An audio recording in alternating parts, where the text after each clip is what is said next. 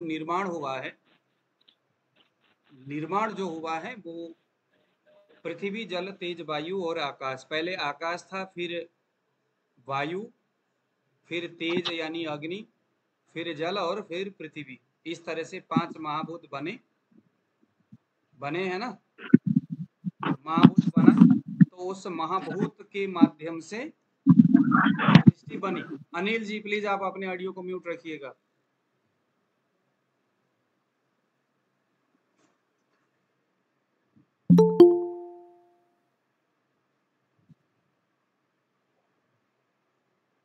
अभी कुछ जब तक ये हमारा क्लास उस मोड में नहीं जाएगा, तो अभी ऐसे ही आएंगे कुछ लोग, थोड़ा सा एंजॉय करने के लिए आएंगे, कुछ कैसे आएंगे कुछ कैसे आएंगे। तो 2-3 दिन तक ऐसे ही रहेगा। उसके बाद जो एक्चुअली आप लोग जो बैठे हैं ना सामने, फिर जो बाकी तो फिर तो अभी थोड़ी सी प्रॉब्लम होंगी 2-3 दिन की क्लास में। जब तक डेमो है तब तक कोई कैसे आ रहे कोई कैसे आ रहे, है ना, सभी को हम नहीं रोक रहे।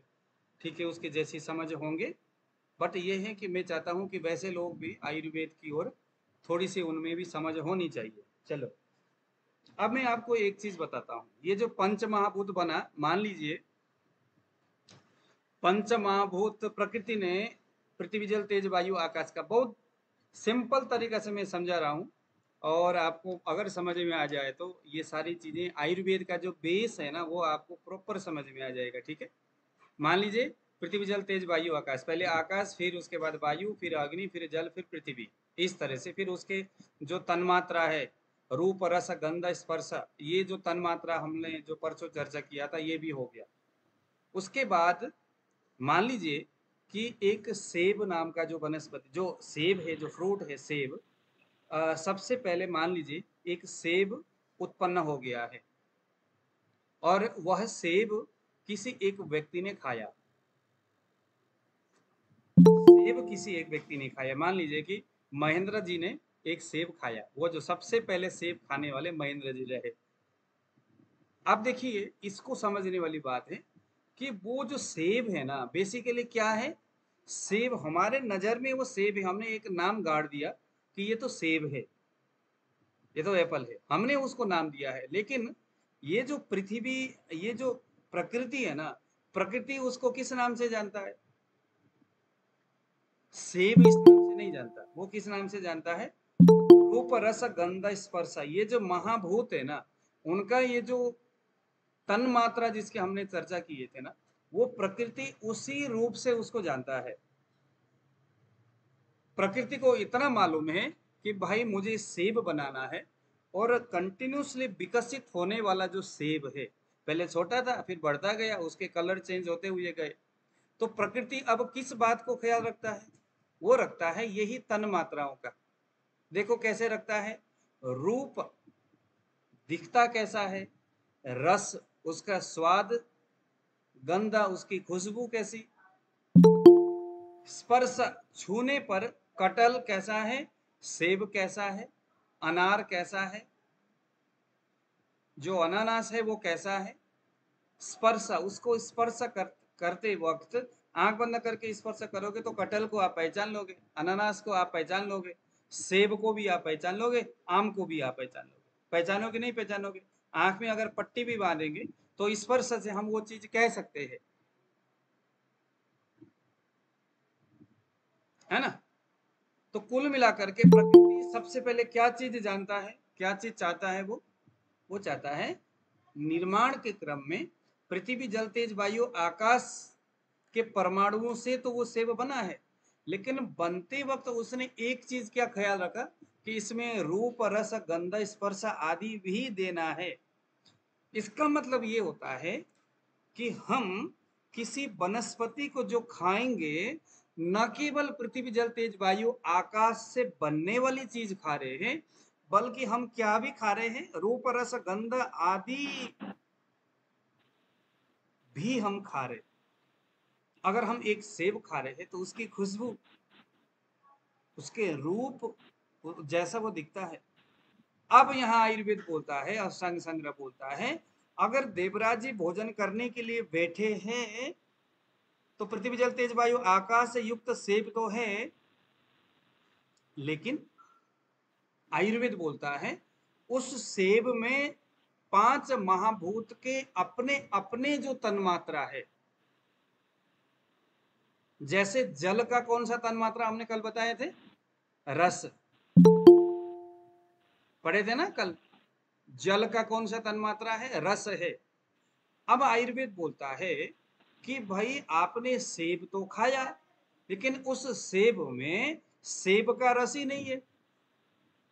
आपने आम तो खाया, बाजार में मिलने वाली आम, आजकल बंदे बीमार क्यों हो रहे हैं, नाम तो है फ्रूट, नाम तो है फल फ्रूट, लेकिन हो क्या रहा है, उसमें तैयार होने वाली जो महाभूत से बन तो गया, लेकिन प्रकृति के माध्यम से तन्मात्रा तो गायब है। आम है तो खुशबू ही नहीं है क्या खुशबू? उस आम को खाने पर आप कहीं से भी ताजा पेड़ से निकाल करके उस आम को जब आप खाओगे, निकले आम में, हाँ जी, उस आम से खुशबू निकलता है। अब हमने तो कभी ताजा आम खाया ही नहीं है महाराज, इसका मतलब क्या हो गया, खुशबू से रहित हो गया वो। इसका मतलब क्या हो गया, पृथ्वी जल तेज वायु आकाश, पृथ्वी जल तेज वायु आकाश, ये जो खुशबू है किसका है, कल हमने परसों पढ़े थे, बताइए खुशबू किसका है, कौन से महाभूत का है, पृथ्वी, पृथ्वी पृथ्वी का। तत्र गंधवती पृथ्वी सा द्विधा नित्य अनित्य नित्य परमाणु रूपा नित्य कार्य रूपा, ये दर्शन शास्त्र। तो तत्र गंधवती पृथ्वी, जो पृथ्वी कैसी है, गंधवती है। अब देखो जरा, मैंने तो आम खाया, उस आम में गंध नहीं है, खुशबू ही नहीं है, अगर है तो बदबू है। इसका मतलब क्या गड़बड़ हुई, हमने उस आम से बनने वाली महाभूत गया तो सारा ही, लेकिन तन्मात्रा के रूप में पृथ्वी तो गायब ही हो गया। अब अंदर जाएगा, पृथ्वी तत्व के सामने जब वो जाएगा तो उसका दोस्त तो है ही नहीं। दोस्त कौन है, गंध तन्मात्रा, वो तो गायब है ही नहीं। रूप तन्मात्रा, आजकल हम देखते हैं ना बार पपीता, भैया ताजा पपीता पेड़ से तोड़ करके जब हम लेके आते हैं, अब ये देखो मैं आपको नाड़ी पढ़ाने के लिए बैठा हूं और मैं बोल कुछ और रहा हूं। आप लोग कह रहे होंगे कि यार ये तो आया किस बात के लिए और बोल कुछ और रहा है, मैं यहां से आपको लेते हुए जाऊंगा, इसीलिए 40 दिन लगेगा। अब ये ऐसी चीज है कि अगर आप इसको समझते हुए जाएंगे तो एनाटॉमिकल फिजियोलॉजिकली हमारे शरीर की जो शरीर विज्ञान है, क्योंकि जो कुछ भी है शरीर में वो सभी महाभूत है। अब महाभूत के एक चीज तो है और दूसरी चीज गायब है, जिससे क्या हो जाएगा, डिसबैलेंस हो जाएगा, किस में, दोषों में, कफ पित्त वात में। फिर रोगी बोलता है महाराज मेरा बेटा दूध तो पीता है मगर हो कुछ नहीं रहा है। अरे महाराज फल फ्रूट तो हम खूब खाते हैं मगर कुछ हो नहीं रहा है, शरीर में लग नहीं रही है, फल फ्रूट खाने का क्या फायदा, क्या हो रहा होगा। कोई भी वनस्पति हो, कोई भी जो महाभूत है, उसकी जो तन मात्रा है वो भी, यानी इसका मतलब क्या हो गया, अगर आप चावल के भात खाने के लिए बैठे हो, सब्जी के साथ आप खाने बैठे हो, तो दो बातें हैं, एक तो जो चीज हम खा रहे हैं उसमें तन मात्रा प्रॉपर होनी चाहिए, दिखने में वो अच्छा होना चाहिए, रूप तन मात्रा, दिखने में क्या होना चाहिए अच्छा होना चाहिए, रस खाने में बड़ा स्वाद होना चाहिए, उसका नेचुरल स्वाद होनी चाहिए, गंध अगर नेचुरल उसका टेस्ट ही नहीं है, दुनिया भर के एमडीएच मसाले उसमें ठोक ठोक करके डाला हुआ, मसाले खूब आपने भर दिया उस सब्जी में, तो सब्जी का टेस्ट कहाँ गया, कहाँ रह गया, उस वनस्पति के अंदर क्या स्वाद है रस तन्मात्रा किसका, जल का, जल महाभूत का प्रतिनिधित्व है जी, वो अगर नहीं है तो क्या हो जाएगा, लंगड़ा हो जाएगा शरीर के अंदर। इसीलिए आहार विधि विशेषायतन में क्या लिखा गया है, जब हम भोजन करने के लिए बैठते हैं तो आंख से देख करके खाना है, आंख से देख कर खाना है, देख कर खाना है, क्यों, क्योंकि उस भोजन में जो रूप मात्रा है जिसका संबंध मेरे आंख से है, गड़बड़ हो जाएगी रस जीभ से प्रॉपर स्वाद को आस्वादन लेते हुए खाना है। ये आस्वादन कब नहीं बनेगा? किसी से बोलते हुए, टीवी देखते हुए, तमाम चीजें करते हुए जब हम करते हैं तो जो कुछ भी हम खा रहे हैं उसके स्वाद का कोई अता पता नहीं, अंदर ही जा रहा है, जा तो रहा है लेकिन कोई लेना देना नहीं है, वो अंदर जाएगा और सब कुछ सत्यानाश करके ही छोड़ेगा। तो रूप रस गंध, उसके खुशबू को, जो सामने भोजन रखा है उसके खुशबू को भी आस्वादन करना है। देसी गाय का घी की अपनी अगर उसकी खुशबू हो, चावल की अपनी खुशबू, रोटी की अपनी खुशबू। अब रोटी की खुशबू देखो आप, बगैर सब्जी के रोटी, अपने ताजा देसी गेहूं हो, बाजार में तो पता नहीं क्या कुछ है, लेकिन गेहूं के रोटी बगैर सब्जी के खा करके देखिए, आपने कभी अंदाज नहीं किए होंगे। उसके अंदर एक जो स्वाद होता है ना उस रोटी का, उसकी अपनी एक जो खुशबू होती है वो है क्या?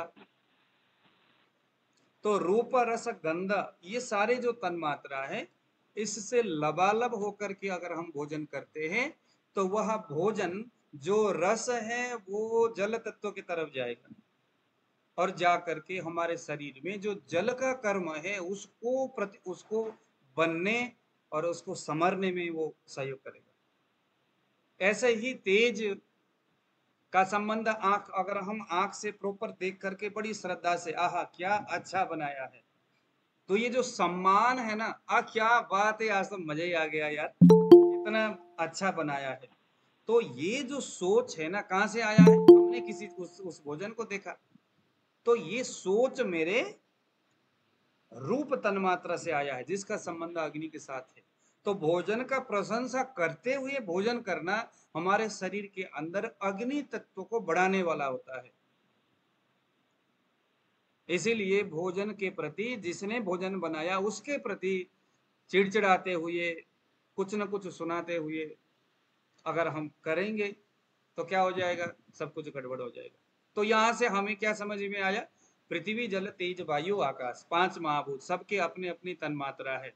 इन तन्मात्राओं से लबालब हो करके हम महाभूत का सेवा करते, क्या करते? हम भोजन करते, बेसिकली क्या करते हैं, हमारे जठराग्नि में जो अग्नि है वो समय समय पर दिदीप्य होता है, जलता है, जगता है, और उस अग्नि का संबंध ग्रहणी से है, ग्रहणी का संबंध मन के साथ है, मन का संबंध त्वचा के साथ है, त्वचा का संबंध सभी इंद्रियों के साथ है। ये कैसे है वो हम जब चरक पढ़ेंगे तो वहां समझ में आएगा, ठीक है। तो कुल मिलाकर के अगर हम विधि पूर्वक भोजन करते हैं तो किए हुए भोजन ही हमारे समूचे महाभूतों को पोषित करता है। इसीलिए आयुर्वेद और कुछ नहीं है, भोजन करने की जो पद्धति है ना उसको ठीक करने का सबसे बड़ा और खूबसूरत एक तरीका है आयुर्वेद। अष्टांग संग्रह, अष्टांग हृदय में आप पढ़ो, भोजन की ऐसी ऐसी व्यवस्थाएं, ऐसी ऐसी बातें, उष्णम अस्नियात, स्निग्धम अस्नियात, गर्म ही खाना है हमेशा, ठंडा कभी नहीं खाना कोई भी चीज। चुस या ले या पेय अलग अलग है, अब आइसक्रीम को गर्म करने वाली तो बात नहीं हुई, आइसक्रीम तो ठंडा ही खाना चाहिए। लेकिन आइसक्रीम बेसिकली क्या है, वो भोजन के संदर्भ में नहीं, हालांकि ये सभी भोजन ही है, लेकिन भोजन में तो हमें गर्म और चिकना ऐसी चीजें हमें खाना चाहिए। ओके, चलिए जरा आज हम लोगों ने एक मोटी मोटी बातें ये समझा कि जो महाभूत है उसके अपने अपने तन्मात्रा है, सभी जो रूप रस आदि जो तन्मात्रा है उनका संबंध महाभूतों के साथ है, उनका संबंध प्रकृति के साथ है, प्रकृति से तैयार होने वाली विविध प्रकार के आहार से है, और वो आहार अगर हम विधि पूर्वक करते हैं, इन पांच तन्मात्राओं को ख्याल रख करके अगर हम भोजन का निर्माण और भोजन करते हैं तो क्या हो जाएगा, वो हमारे शरीर में धातुओं को पोषण करेगा, ये हमारे शरीर में महाभूतों का पोषण करेगा। तो आकाश और वायु अगर ये पोषित होगा तो ये हमारे शरीर में एक पवित्र और शुद्ध वायु का निर्माण करेगा, इसको आप लोग नोट कर सकते हैं। और वही भोजन जब हमारे महाभूत को पोषण करता है तो जल और अग्नि ये दोनों जब पोषित होते हैं तो यह हमारे शरीर में पित्त शक्ति को, पित्त तत्व को, पित्त महाभूत पित्त नामक जो धातु है उसका ये क्या करेगा, परिपोषित करेगा, निर्माण करेगा। और उसी तरह से जल और पृथ्वी, इन दोनों महाभूत का जब हम उसके तन्मात्राओं का ध्यान रख करके जब हम भोजन करते हैं तो क्या हो जाएगा, हमारे शरीर में कफ तत्व को, कफ को ये क्या करेगा, निर्माण करेगा। कफ को क्या करेगा, ये निर्माण करेगा। तो अभी हमने क्या क्या सीखा, पृथ्वी जल तेज वायु आकाश 5 महाभूत, इसके अपने अपने 5 तन्मात्रा है और उन महाभूत और तन्मात्रा ये सभी मिलकर के शरीर में आहार के माध्यम से शरीर का निर्माण करते हैं। निर्माण करने के क्रम में सबसे पहले क्या निकला, कफ पित्त और वात। सबसे पहले वायु निकला, फिर पित्त निकला, फिर कफ निकला। ठीक है, तो चलिए जरा अब हम लोग यहाँ पर समझेंगे ये कफ पित्त और वात है क्या चीज। क्योंकि जो हमने भोजन किया है वो भोजन ही हमारे शरीर का, मन का और प्रकृति का निर्माण करता है। क्या करता है, निर्माण करता है। तो कैसे कैसे भोजन हमारे शरीर में कैसे कैसे तरीका से कफ का निर्माण करता है और वो कफ शरीर को प्रकृति के रूप में क्या देता है, आपको वो देता क्या है। ठीक है, तो देखिए जरा, ये मेरा ब्लॉग है मेरे वेबसाइट में, इसमें मैंने देह प्रकृति के बारे में बहुत अच्छी चीजें लिखा हुआ है। मैं आप लोगों को इसका लिंक भेज दूंगा, इसमें आप लोग पढ़ लीजिएगा, अदरवाइज मैं आपको अभी यहाँ पर बता ही रहा हूँ। सबसे पहले हमने जो आकाश और वायु महाभूत से संबंध रखने वाले आहार विहार किया, इससे क्या हो जाएगा, शरीर में आकाश और वायु यह तत्व पोषित होगा, इसका निर्माण होगा। आकाश और वायु निर्माण होगा, इस बात को कहने का मतलब ये होता है कि यह शरीर में वायु तत्व का निर्माण करता है। क्या करता है, निर्माण करता है। आप जो कुछ भी भोजन करते हो वो कंटिन्यूसली, जैसे भी आप भोजन करते हो, पग पग पर आपके शरीर में दोषों का वो निर्माण करता है। ऐसा नहीं कि 2 महीने पहले हमने कुछ खाया और वो आज दोषों को निर्माण करता होगा, नहीं। अभी आप क्या सोच रहे हो, क्या कर रहे हो, क्या खा रहे हो, ये सभी चीजें आज के दोष निर्माण के लिए, आज के मन के निर्माण के लिए व्यवस्थित होता है। चलिए जरा देखते हैं ये प्रकृति क्या चीज है और दोषों का इसमें कैसे सामंजस्य बिठाया जा सकता है। मान लीजिए कि अनु जी है और अनु जी निरंतर कुछ कुछ करती है, कुछ भी करती है। अब ये कोई कंपलसरी नहीं है कि कोई एक ही चीज करे, कुछ भी वो करेंगे, उनके किए हुए उस कर्म से उनके शरीर में दोषों का निर्माण होगा। बहुत समझने वाली बात है, मजा आएगा। अगर आप लोग आयुर्वेद समझना चाहते हैं तो सबसे पहले हमें प्रकृति को समझना होगा, विशेष करके नाड़ी समझना चाहते हैं तो प्रकृति को समझना होगा, कंपलसरी समझना होगा। तो देखिए जरा, वात प्रकृति, आपका शरीर अगर वात प्रकृति वाला है, उस तरह के आहार विहार अगर आपने किया है तो शरीर कैसा हो जाएगा, वात प्रकृति वाला होगा। नाड़ी से भी हम देखेंगे बाद में कि वात प्रकृति व्यक्ति का नाड़ी कैसे दिखता है ना। आपके पास एक व्यक्ति आया और आपको पहले ये पता होना चाहिए कि भाई इस व्यक्ति का शरीर कौन सा प्रकृति वाला है। तो वात प्रकृति देखते हैं। देखिए, वात प्रकृति वाला व्यक्ति का सुश्रुत जो सुश्रुत जो है शारीर स्थान में कितना अच्छी बातें बताते हैं। कैसा होगा वात प्रकृति वाले व्यक्ति, कैसा होगा, आपके सामने आपकी क्लिनिक में या जहां पर आप बैठे हो एक पेशेंट आया दूर से और उस व्यक्ति को देख करके ऑब्जर्वेशन आप कर सकते हो कि इसके शरीर में बेसिकली जो प्रकृति है वो कैसी है। शरीर का डिजाइन करने वाला मुख्य रूप से कफ है, पित्त है, वात है, कौन है। क्योंकि जो जैसा प्रकृति वाला होगा वैसे ही उसके सब चीजें होंगे। उसको चिकित्सा कैसे देना है, दवाई कैसे देना है, उसका खान पीन कैसे रखना है। तो देखिए जरा पहले वात प्रकृति, अव्यवस्थित मति बल दृष्टिर मंदर लग्न संचय मित्र किंची, मैं थोड़ा संस्कृत भी बोलूंगा, ठीक है। किंचिदेव विलपत्त निबद्धम मारुत प्रकृति रेस मनुष्य, इसका मतलब होता है अव्यवस्थित मति, अव्यवस्थित बल, अव्यवस्थित दृष्टि, जो वात प्रकृति वाला व्यक्ति होगा उसका मति यानी बुद्धि अव्यवस्थित होगा, यानी चंचल होगा, व्यवस्थित नहीं होगा, संभला हुआ नहीं होगा, सुलझा हुआ नहीं होगा। हम कहते हैं ना बड़ा सुलझा हुआ है यार ये तो अगर वात प्रकृति वाला है तो कैसा होगा? सुलझा हुआ नहीं होगा, अव्यवस्थित होगा। कभी कुछ बोलेगा, कभी कुछ बोलेगा, कभी कुछ करेगा, करते करते कुछ करेगा, बहुत ज्यादा बोलता है, कटर कटर बोलता है, और बोलता भी ऐसा है जिसका कोई और ठौर ही नहीं है। आप जरा कल्पना करो, आपके आसपास में ऐसे, आपके परिवार में भी ऐसे कितने लोग होंगे, क्योंकि ये तो सभी रियलाइज करने वाली चीजें हैं, इसको समझना है, ठीक है। अब देखो, आपके पास एक व्यक्ति आया जो बहुत शांत होके बैठा है, वो वायु वाला नहीं है। वायु वाला कभी शांति से बैठता है, अव्यवस्थित मति, उसके बल भी अव्यवस्थित। बल यानी शरीर का जो पावर है, बल का जो डिसाइड है ना, शरीर में अग्नि करता है। आपके शरीर में अग्नि कैसा है, वह अग्नि आपके शरीर में बल का निर्धारण करता है। अगर अग्नि बहुत अच्छा है तो बल अच्छा है, अग्नि अगर कमजोर है तो बल भी कमजोर है। बल का मतलब है व्यायाम बल। व्यायाम का मतलब है दिन भर जो कुछ भी हम करते हैं, एक्सरसाइज करेंगे, काम करेंगे, ये सारी चीजें करेंगे, उन सभी को व्यायाम के कैटेगरी में रखा जाता है। जैसे एक आदमी है, सुबह से शाम तक कुछ भी करता रहता है, चलता फिरता दौड़ता कुछ भी करता है, थकता नहीं है, ये अति बलवान हो गया। और एक आदमी है, जरा सा उठ करके कुछ भी किया थक जाता है, सुस्त हो जाता है, तो ये वायु है। तो मगर वायु कैसा है?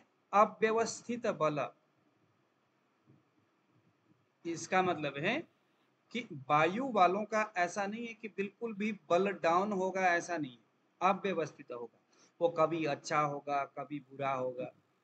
कभी तो बोलता है कि सर मुझे भूख बहुत ज्यादा लगी है, क्योंकि अग्नि बढ़ गया, ये वायु ही है। कभी बोलता है सर भूख बहुत तेज लगती है, और सुबह पेट भी बड़ा खाली होता है, मजा ही आ जाता है सर। और कभी बोलता है सर मजा नहीं आ रहा, न तो भूख लगती है, खाता हूं तो न तो डाइजेस्ट होता है। अव्यवस्थित मन, अव्यवस्थित अग्नि, बल भी अव्यवस्थित। कभी तो कुछ करता है, बहुत सारे काम करने के लिए शरीर में तेज रहता है, और कभी पूरी तरह से डमाडोल हो जाता है। असंचय मित्र, उसके जो है ना दोस्त, उसके जो फ्रेंड है सर्कल में, दोस्त भी नहीं है, क्योंकि अव्यवस्थित मति, उसका चंचल, उसकी मति जो बुद्धि है वो तो व्यवस्थित है ही नहीं। कभी कुछ बोलता है, कभी कभी बोलता है कि भाई मैं तेरे को मोबाइल गिफ्ट में दूंगा, ये भी गिफ्ट में दे दूंगा, तू काहे परेशान होता है, तेरे में पीछे हूँ।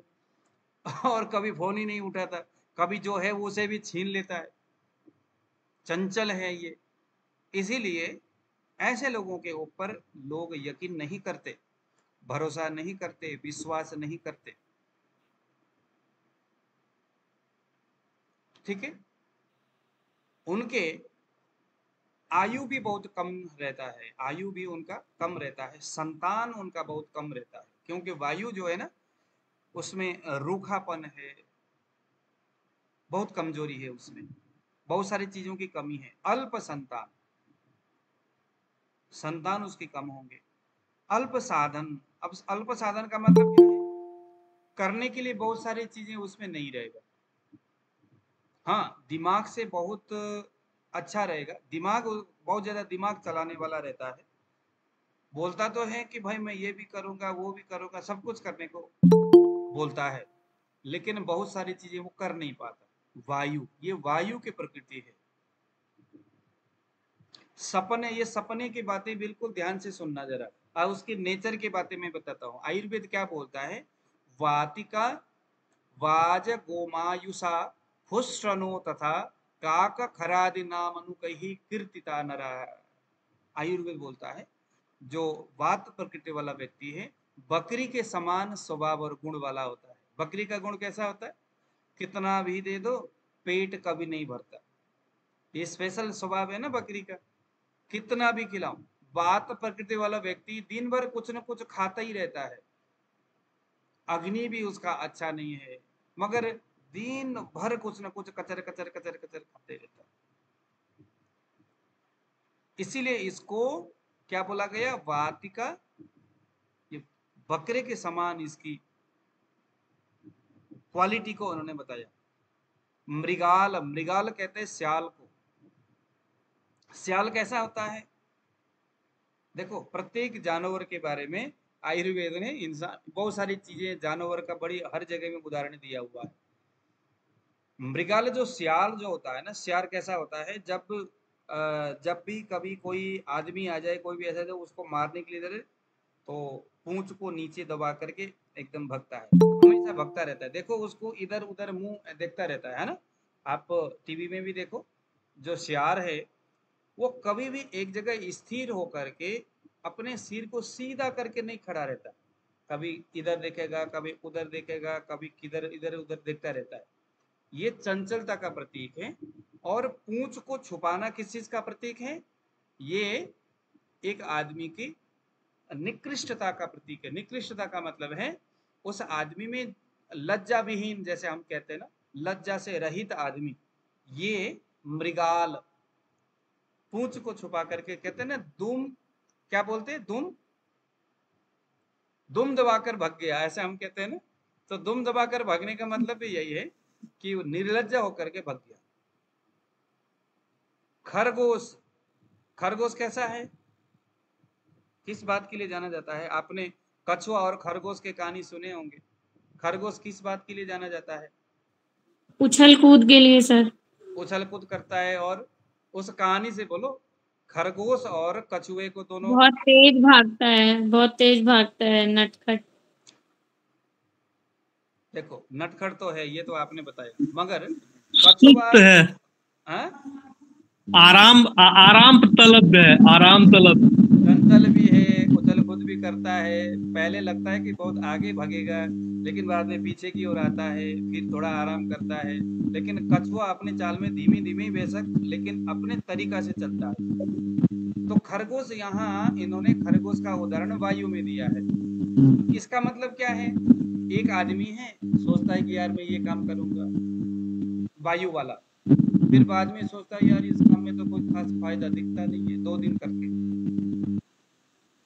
बैक हो जाता है, पीछे हो जाता है। फिर बोलता है कि यार इतने दिन तो बेमतलब में इतना खर्चा भी हो गया, ये सब चलो फिर करते हैं। फिर कुछ और सोचेगा, फिर सोचता है कि गुरुजी ऑडियो बंद करवाइए ना। प्लीज सभी लोग जरा अपने ऑडियो को म्यूट रखो जरा।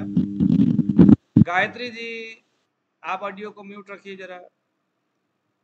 ओके, ठीक है जी। तो खरगोश इस बात के लिए जाना जाता है कि अस्थिरता मति, इस बात के लिए खरगोश जाना जाता है।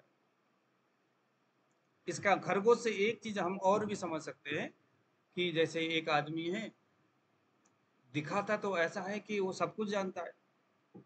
जैसे खरगोश है ना, पहले बड़ा उछल कूद करता है, और कछुआ जो है धीरे धीरे चलता है, और बाद में जीतता कछुआ है। फिर किसी ने कहा कि यार ये बंदा पहले बड़ा उछल कूद करता है, अपने आप को दिखाता है कि मैं ये हूँ वो हूँ ये हूँ वो हूँ, लेकिन बाद में पीछे हो जाता है। तो ये खरगोश कहने का मतलब है कि खरगोश जैसा ही स्वभाव इंसान में होता है, वातज। ऐसा ही चूहा, चूहा ऐसा ही ऊंट, ऊंट का मतलब है बहुत लंबा है। ऊंट कैसा है? लंबा है। तो वात प्रकृति वाले जो व्यक्ति है उनका शरीर भी लंबा रहता है। गिद्ध, सड़ा हुआ मांस खाने वाला गिद्ध। तो गिद्ध का मतलब क्या हो गया? वात प्रकृति वाला व्यक्ति भोजन में पवित्रता और मिठास का खास ज्यादा ख्याल नहीं रखता। आप जरा कल्पना करो कि ऐसे व्यक्ति आपके आसपास में है क्या, या आप खुद हो क्या? मगर अगर हो तो नहीं बताना, क्योंकि वायु को बड़ा निकृष्ट बताया है। ठीक है, तो देखो जरा, यहाँ पर जो गिद्ध जो बताया है वो सड़ा हुआ पुराना मांस खाता है। इसका मतलब क्या है? वायु में क्यों डाला गिद्ध को? क्योंकि यह क्या करता है? बासी भोजन, बाहर की कचड़े पचड़े चीजें खाना है, अशुद्ध भोजन, जो मिल जाए जहां मिल जाए बैठ करके। कफ वाला व्यक्ति देखो, उस आदमी में बड़ा नियम होता है, रूल्स को बड़ा फॉलो करता है। यहाँ नहीं खाना है तो बिल्कुल नहीं खाना है, पवित्र ही खाना है, अपने हाथ से बना करके खाना है। अगर उस आदमी को कोई जगह पशुधन ग्यारी जी अपना ऑडियो बंद कीजिए ना। तो वहाँ नहीं जाना है। गायत्री जी प्लीज, मुझे लगता है कि आप लंबे समय तक हमारे क्लास में नहीं जुड़ पाएंगे। चल इनको हटाओ प्लीज। आप सभी लोग जरा अपने ऑडियो को, ये गायत्री जी ने कल भी बड़ा किया था। अच्छा ठीक है। तो जिसके पास रत्न मन एवं मित्र कम हो तथा असंबद्ध वार्ता जो करता हो, बात प्रकृति मनुष्य अल्प बल अल्प आयु अल्प संतान अल्प साधन सामग्री, इसीलिए वायु वाले को बोलते हैं कि भैया ये तो दरिद्री ही है, दरिद्री बताया है उनको, क्योंकि कुछ भी तो नहीं है उसके हाथ में। वायु, वायु को और चीजें भी हैं जो सारंग धर्म में लिखा हुआ है, ये भी बहुत। वात प्रकृति पुरुष अल्प केश, सिर के बाल बहुत कम हो जाएगा। अच्छा इसमें ना एक और चीज भी है, जैसे जैसे व्यक्ति का शरीर में वायु बढ़ता है, सिर के जो बाल है ना, जो घना जो था पहले बहुत मोटा बहुत बढ़िया सिल्की बहुत उत्तम दिखने में बहुत स्मार्ट, बाल गिर जाएगा। अल्प केश कृशो, दुर्बल पतला रहेगा व्यक्ति, अल्प केश बाल उसका कम। जैसे जैसे वायु देखने से ही पता चलता है कि इसका अल्प केशो, कृशो दुर्बल है, रुक्षो चेहरे में कोई रौनक नहीं है, रूखापन शरीर में लगा हुआ है, वाचाल यानी बहुत ज्यादा पचट पचट बोलने वाला, चल मानस, चल मानस का मतलब क्या होता है, अस्थिर मन वाला। आप जरा कल्पना करो, है ना, आपके आसपास में ऐसे कौन कौन से लोग हैं, या हम यहाँ पर से ये भी सोच सकते हैं कि यार आप पहले तो ऐसे थे अब आकर के ऐसे हो गए। ये प्रकृति चेंज होती रहती है। ये प्रकृति कैसे बना, माता और पिता, मम्मी और पापा, ये दोनों शारीरिक संबंध बनाते हैं। संबंध बनाने से माँ का रज पिता का वीर्य, ये दोनों माँ के गर्भ के अंदर जाते हैं। चरक संहिता शरीर स्थान में इसके बारे में बहुत बढ़िया व्याख्या किया है। अंदर जाते हैं और ये दोनों ही मिल करके अंदर जाते हैं। कहाँ, गर्भ गुहा में, गर्भाशय में जाते हैं। गर्भाशय में ये दोनों शुक्र और वीर्य पहुंचे उससे पहले ही पूर्व जन्म के उसके कर्म के शुभ अशुभ परिणामों को लेकर के आत्मा पहुंच जाता है। और जब आत्मा अंदर जाता है तो मन जो है ना वो भी वहीं पर पहुंच जाता है। मन आत्मा को रास्ता दिखाता है, कहता है आओ महाराज चलो। उसके बाद मन गर्भाशय के गेट में रहता है और उधर से जो वायु है, क्योंकि सेक्स जब होता है तो वहां से शरीर में वायु उत्पन्न होता है, वही उत्पन्न वायु रज और वीर्य को लेकर के गर्भाशय के अंदर जाता है। तो अंदर जाने से पहले वहां पर मन इनको कहता है, शुक्र और रज जो मिक्स हो रखा है, पीछे वायु है धक्का मार रहा है, कहता छोड़ो भैया आत्मा तक पहुंचना है। मन कहता है नहीं भैया, उन्होंने एक निर्देश दिया है। क्या, मैं आपको ना एक कहानी सुना करके समुचे शरीर स्थान की, इस संतान उत्पादन की इस कहानी को, इस व्याख्या को मैं आपको सुना रहा हूँ, ठीक है, मजा आएगा आपको। बोला क्या, कहते हैं कि आपके जो रज और वीर्य जो पुंज जो बिंदु रूप में जो आ रहे हो ना, ये ऐसे वहां तक नहीं जाना है। कैसे जाना है, कहते पृथ्वी जल तेज वायु और आकाश, ये महाभूत में परिवर्तित हो जाओ, बट जाओ आप लोग। तो पृथ्वी जल तेज वायु आकाश, ये महाभूत स्वरूप में हृदय तक पहुंचते हैं। मन लेकर के जाने वाला है। हृदय में जो भी महाभूत बलवान होता है, पुरुष और स्त्री, जिस महाभूत का, जैसे अभी हमने भोजन के बारे में चर्चा किया कि अगर आप गंध तन्मात्रा का अधिक उपयोग करते हैं तो क्या हो जाएगा आपके वीर्य में, अगर आप पुरुष हो तो गंध तन्मात्रा, पृथ्वी तन्मात्रा का, पृथ्वी तत्व का आधान ज्यादा होगा, उसकी शक्ति उसमें ज्यादा होगी। अगर आप अग्नि का संबंध ज्यादा रखते हो, शरीर में अग्नि तत्व ज्यादा है, तो अग्नि महाभूत जो है ना वो आपके वीर्य में या स्त्री के रज में प्राधान्य रूप से थोड़ा ज्यादा होता है। तो जो ज्यादा शक्तिशाली होगा वो सबसे पहले जाएगा, और जो सबसे पहले जाएगा आत्मा उसको पहले स्वागत करेगा, आओ महाराज नमस्कार है।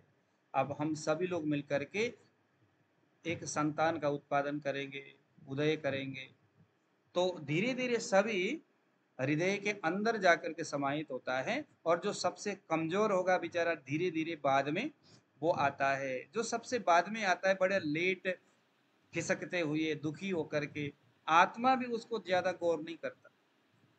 इसीलिए देखना उस व्यक्ति के शरीर में अगर जल तत्व की उस रज और वीर्य में कमी होगी, ये शरीर स्थान में लिखा हुआ चरक में, तो उस व्यक्ति के शरीर में, उस बच्चा में, वो बालक जो उस गर्भ में आत्मा के अंदर समाहित है, निर्माण हो रहा है अभी, उसमें जल की व्यवस्थाएं कम होंगे। और जल का संबंध रस के साथ है, तो रस धातु से संबंधित शरीर में पोषण करने वाली क्रियाओं से संबंधित जो एक्टिविटीज है बाद में वो प्रभावित होगा। तो इस तरह से ये सारी चीजें होता है अंदर। तो माँ और बाप इन दोनों से रजवीर्य से हृदय में जाकर के जो चीज बैठा, प्राधान्य रूप से जो महाभूत सबसे पहले पहुंचा, और उस महाभूत का जिस दोष से संबंध है, वह दोष बीज सहायता प्रकृति उसको बोलते हैं। इसको नोट कर लो, बीज सहायता प्रकृति। यह प्रकृति कभी भी परिवर्तन नहीं होता। प्राधान्य रूप से जो महाभूत शक्ति स्वरूप होकर के उस आत्मा के अंदर प्रवेश करता है, वो प्रधान रूप से वही बीज सहायता प्रकृति के रूप में अंदर स्थित होता है, और वही प्रकृति हमेशा उसके ग्रहणी में रह करके उसके जठराग्नि को बल देता है। अगर कमजोर यानी कि कफ वाला होगा तो कफज अग्नि, मंद अग्नि, पित्त वाला होगा, जल और अग्नि महाभूत सबसे पहले पहुंचा है, तो उसकी ग्रहणी जो जठराग्नि है वो तीक्ष्ण अग्नि वाला होगा। अगर आकाश या वायु सबसे पहले पहुंचेगा तो उसका जो अग्नि है, ग्रहणी जो है, उसकी जो अग्नि है वो विषम हो जाएगा, इरेगुलर हो जाएगा, कभी बहुत अच्छा डाइजेस्ट होता है, कभी बहुत बुरा होता है। तो हमें प्रत्येक व्यक्ति में नाड़ी चेक करते वक्त इस उसके जठराग्नि के यही बल को हमें समझना है, और आप लोगों को यह जानना है उस जठराग्नि के अग्नि का संबंध मम्मी और पापा इन दोनों के रज और वीर्य सबसे पहले जो आत्मा तक पहुंच गया है उसकी वहां पर प्रबलता रहेगी। आया समझ में? अब एक और, हालांकि बहुत सारे प्रकृति है, लेकिन दो प्रकृति आयुर्वेद में बड़ी महत्व का रखता है। एक प्रकृति तो ये है जो कभी चेंज नहीं होता, जो था पहले जन्म में अब मृत्यु तक वो वही रहेगा। एक दूसरा प्रकृति है जिसे हम बोलते हैं दोष प्रकृति। ये दोष प्रकृति कैसा होता है? माँ अपने पेट में पलता हुआ उस बच्चे को अपने गर्भ में स्थित रखती है, और माँ विविध प्रकार के एक्टिविटीज करती है, कुछ कैसे खाना, कैसे रहन सहन, कैसे क्या कुछ, कैसे उसकी एक्टिविटीज है, क्या कुछ करती है। कोल्ड ड्रिंक अगर वो पी रही है बार बार, तो उसके बच्चे में जो संस्कार है, कुछ बोतल वाला आएगा, बच्चा बाद में कहता है, सोचता है, पता नहीं माँ जब मैं गर्भ में था तो कुछ पीती थी जो बोतल ही था, ऐसा सोच करके कहते, ऐसे चुटकुला सुना देते हमारे गुरुजी, कहते भैया बोतल तो पीती थी, पता नहीं कौन सी वाली, उन्होंने तो बताया नहीं, कह करके बाद में बियर और दूसरी बोतल वो पकड़ना शुरू करता है। तो कहते हैं कि जो हमारे शरीर में जो प्रकृति है जो कंटिन्यूसली चेंज होता है, वह प्रकृति माँ के गर्भ में, बच्चा गर्भ में रहते माँ जिस प्रकार के आहार करती है, उस आहार से उस बच्चे के अंदर जो एक स्वरूप तैयार होता है वह भी एक तरह का प्रकृति है, और वह प्रकृति क्या है? दोष सहित प्रकृति है। इसको नोट करो, एक तो बीज सहित प्रकृति जो कभी चेंज नहीं होता, और एक दोष सहित प्रकृति जो हमेशा चेंज होता रहता है। तो मैंने आपको बताया वात प्रकृति में क्या है? अल्प केसा कृशो रुक्षो, कम बाल है, दुर्बल है, रूखा है, वाचाल बहुत अधिक बोलता है। मगर अब ये जरूरी नहीं है कि वो व्यक्ति हमेशा ऐसा ही होगा। वो व्यक्ति अपने जीवन में अगर वायु के प्रकृति उस तरह की चीजें होते देख करके अगर वो बस्ती करेगा या वात सामक कुछ क्रियाएं कंटिन्यूसली अगर वो करेगा, तो कहते हैं ना कि करत करत अभ्यास से, ऐसा कुछ एक दोहा था, मैं भूल गया, किसी को याद? Yes sir. करत करत अभ्यास्ते जड़मत हो सुजान। हाँ, लसित जड़मत हो सुजान। तो देखो जरा चांद ये कितना सटीक यहाँ पर बैठता है। तो निरंतर अगर हम अपने विकृत प्रकृति को चेंज करना चाहे तो हम उसको कर सकते हैं। यही तो बुद्ध ने भी कहा था कि एक आदमी कभी नहीं मर सकता, क्योंकि उस आदमी का जो निर्माण है ना, उसमें सबसे पहले आत्मा का संबंध है। जैसे अभी हमने देखा था, शारीरिक संबंध करते वक्त मन के प्रभाव से, पूर्व जन्मों के किए कर्मों के प्रताप से माँ के गर्भ के अंदर जो सबसे पहले गया वो कौन गया? आत्मा गया। और वही आत्मा के अंदर बाकी रज और वीर्य जाता है, मन जाता है, और वही हमारे सबसे पहले अर्गन का निर्माण के क्रम में हमारे हृदय का निर्माण करता है। इसीलिए हृदय को आत्मज कहा जाता है। आत्मज का मतलब क्या है?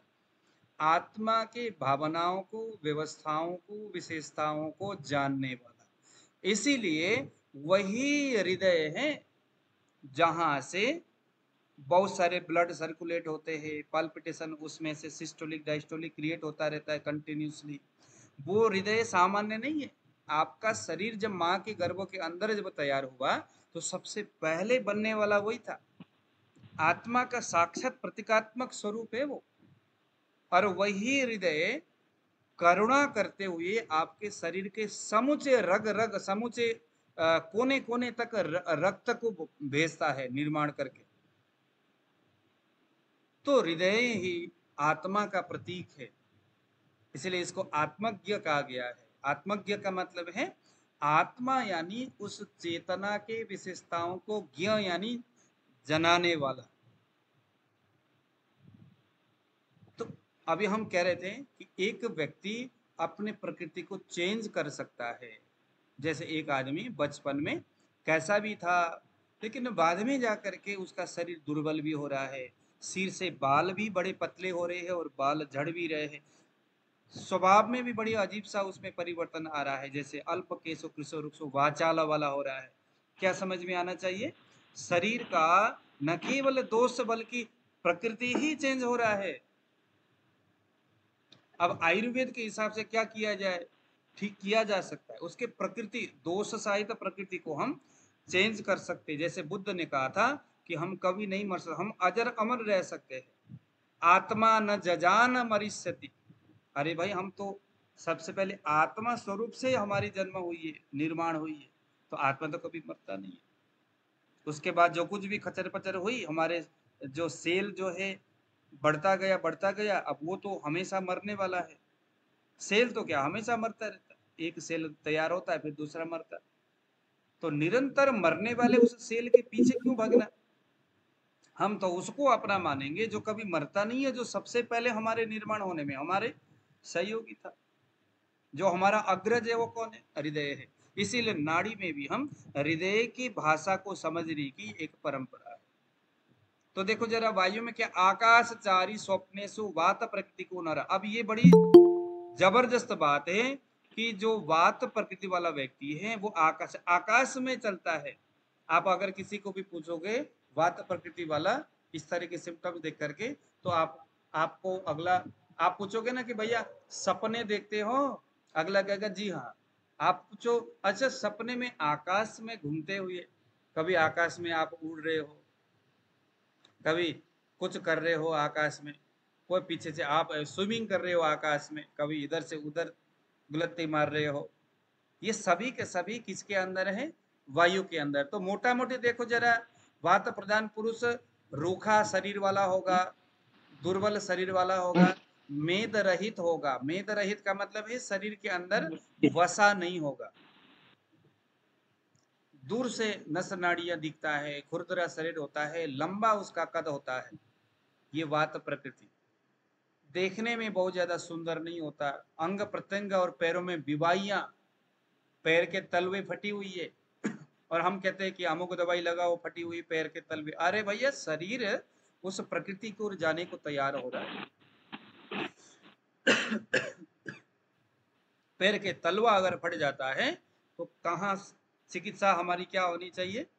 क्योंकि वायु वात प्रकृति का तैयारी वायु कर रहा है शरीर में, तो वात सामक चिकित्सा ही उस बीमारी का सबसे प्रॉपर चिकित्सा है। स्थानिक चिकित्सा भी करो, वहां जो लगाने वाली दवाइयां है उसे भी लगाओ, लेकिन ये भी करो।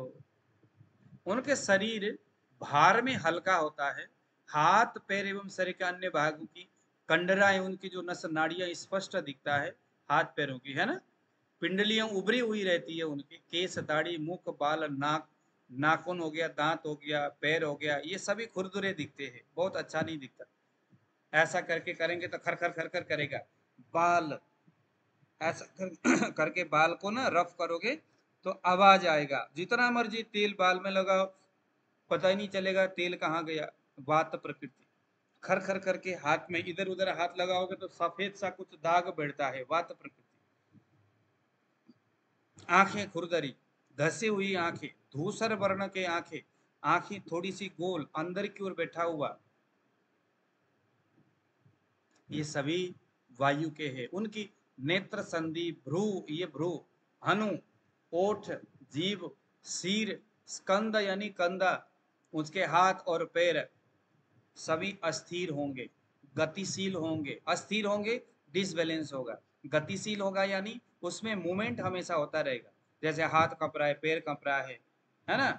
ये सारी चीजें जो हो रहा है गतिशील है, मतलब, है ना। कभी सिर हिलता रहता है, आपने देखे होंगे ऐसा ऐसा करते।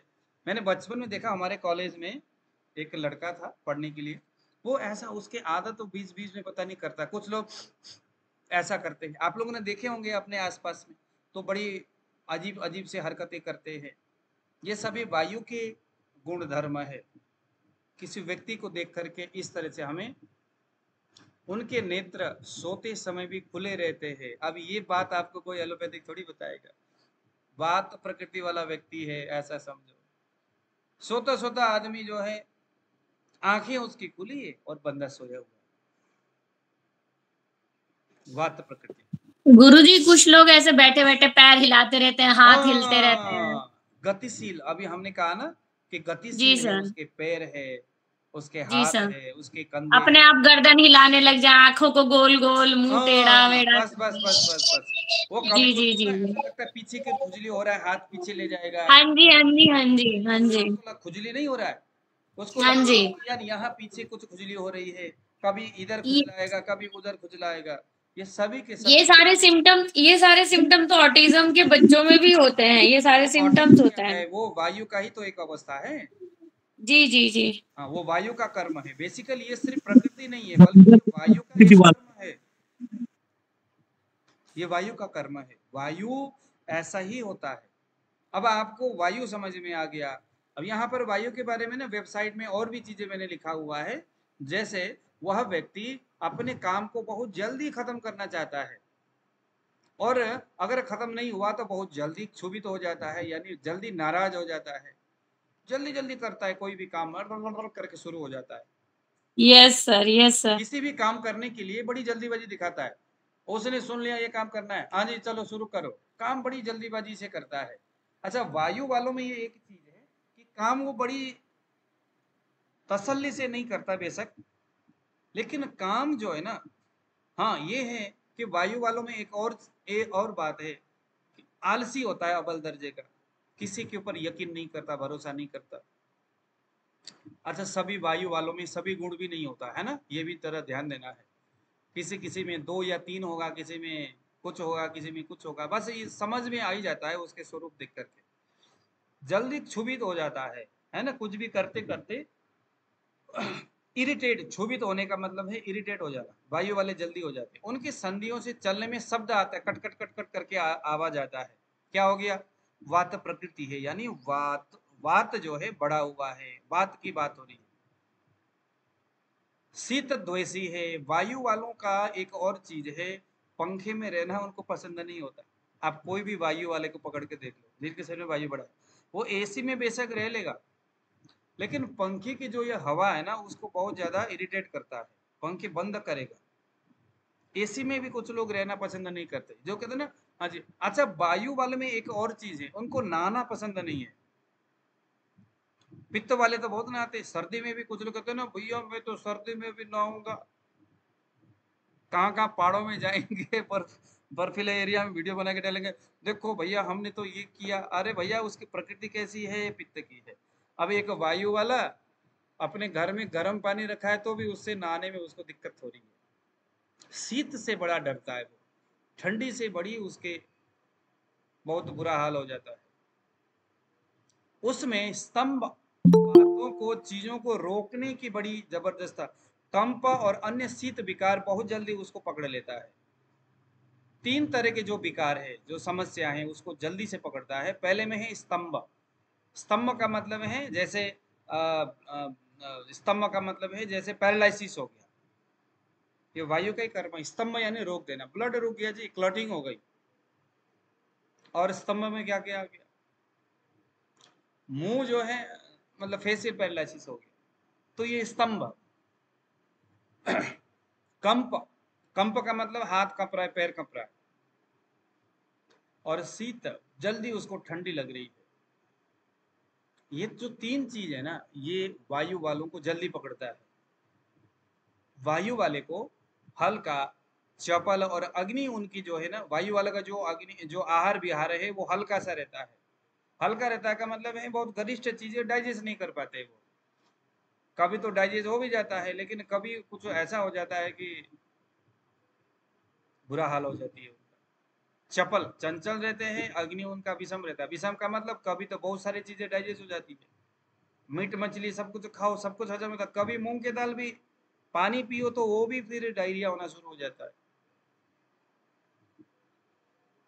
कभी कभी वात प्रदान वाला व्यक्ति, वो चपर चपर बकरे का ऊपर हमने पढ़ लिया।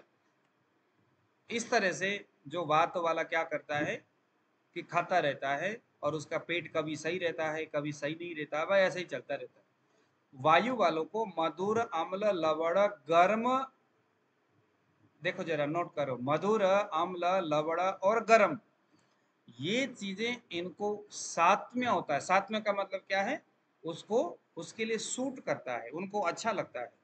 मीठी चीजें, खट्टी चीजें, नमकीन चीजें, उष्ण। अब देखो जरा चटपटा जो चीजें हैं वो गर्म भी होता है, नमकीन भी होता है, खट्टा भी होता है, उनको बड़ा अच्छा लगता है वात प्रदान वाले। इसीलिए नूडल्स हो गया, बर्गर हो गया, अगड़म बगड़म, ये सारी चीजें ये लोग खाना पसंद करते हैं।